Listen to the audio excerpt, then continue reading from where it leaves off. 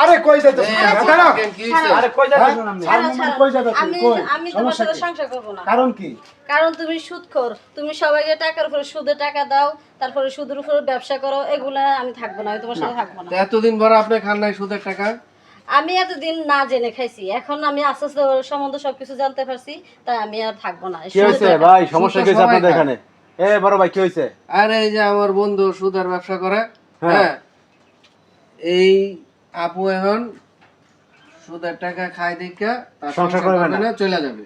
আচ্ছা বুঝতে পারছি, মানে এই আপু হইছে যে সুদের টাকা খাই দেখে সংসার করবে না। না, সংসার করবে না, মানে এখন চলে যাবেন আপনি নাকি? জি আমি চলে যাব, আমি সুদের সংসার ব্যবসা ভাঙে চলে যায়।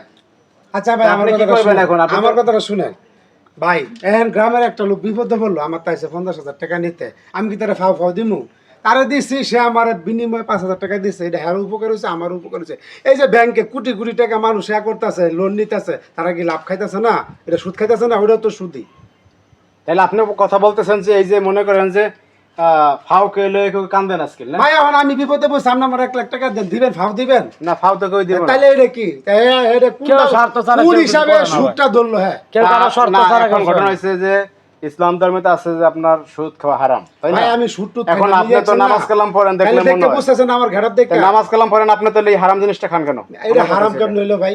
আপনি বিপদে পড়ছেন, আমি উপকার করছি, তার বিনিময়ে আপনি আমার একটু উপকার করছেন। আরে এটা আমার সুদে বন্ধু দিতে পারে অনেক না। আগে হ্যাঁ আমি এটা কইতে ভাই, আমি 50,000 টাকা দিছি, বুঝা তার যায়। ভিতরে আপনি 40,000 টাকা বেশি সেটা না হোক, দিছি, এটা সুদ হইতে দাঁড়াও, পারে। সেটা না, তুমি একজনের টাকা নিলা, তার থেকে এটা অন্য মাসে নিয়ে নাও, তুমি তার থেকে লাভ না না, আপনি যখন মানুষের উপকার করবেন, উপকার করা হচ্ছে, তার মানে তার কাছ থেকে আপনি বিনিময় আনবেন কেন কিছু? উপকার তো উপকারই, ঠিক? উপকার তো উপকারই, যারা দিবেন ওরে কবেন যে যখন তোমার হাতে টেয়া হবো তখন তা দিয়েন।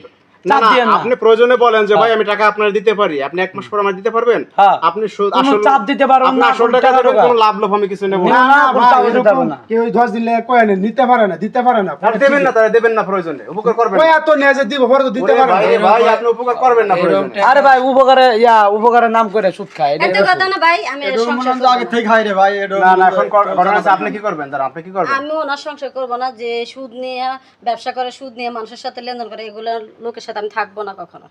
তা আপনি এখন কি সংসার ছেড়ে চলে যাবেন এইটার জন্য? হ্যাঁ চলে যাব, কিছু করার নাই, কারণ উনি জগতের কাছে ভালো হতে পারে, কিন্তু উনি আল্লাহর কাছে ভালো হবে না। তাই তো, এটাই তো না, সত্যি তার কথা। আপনার কথা ঠিক আছে, আপনার কথা যুক্তি আছে, কিন্তু এখন আপনার স্বামী তো মনে করেন যে এটা ছাড়তে পারতেছে না, তাই না? উনি এখন না করবেন ছাড়তে কি? পারলে সেটা আমার কিছু করার না, কারণ আমার মরতে হবে। একটা সংসার আপনার বিয়ে দিয়েছে, আপনার আব্বা আম্মা বিয়ে দিয়েছে, আপনি সংসারে ছেড়ে চলে যাবেন, চলে গেলে আপনার তো সমস্যা হইব, আমার আপনার এক জায়গায় আবার বিয়ে হইব। বেশ শোনো না, আমার সমস্যা হলো এটা আমি মেনে নিতে পারবো, কিন্তু এই সমস্যা আমি কখনো মেনে নিতে পারবো না। এটা আপনি আমার পক্ষে বলতেছেন সম্ভব যে না। আমার এই কালে সমস্যা মেনে নেব, কিন্তু পরকালের সমস্যা আপনি মানতে পারবেন জি না। না। ভাই আমি কি সুদটা খাইছি? যাদের কপালে চামড়া এনে কালো হয়ে গেছে, নামাজ কালাম পড়তে পড়তে হেবেরা যে আদেন এরকম মুড়া মুড়া সুদ খায়, ঘুষ খায়, আমি তো কিছুই করি নাই।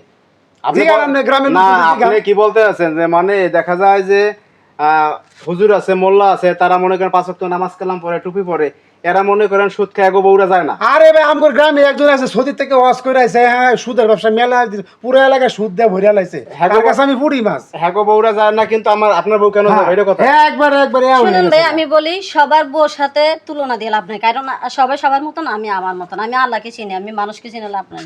ভাই ঠিক আছে আমি তো ওয়াজ করি নাই, এই ওয়াজ করার পরেও সে সুদ খাইতেছে, তার বউ থেকে কেমনে? ভাই এত কথা না, আমি থাকবো না ওনার সাথে, আমি চলে গেলাম গা। এই আপু থাকেন। এই কই যায়? এটা ভাই তার ইচ্ছা, এ গেল হ্যাঁ সংসার ভাঙা, আমার মানে কিছু দেখছেন করার এই যে নাই। এখন আপনার বউ চলে গেলেন, করবেন কি? আমার আর কিছু করার নাই। আপনি ওটা ছাড়ে দেন, সুদ ছাড়বেন না? আরে ভাই আমি তো সুদ খাই না রে ভাই।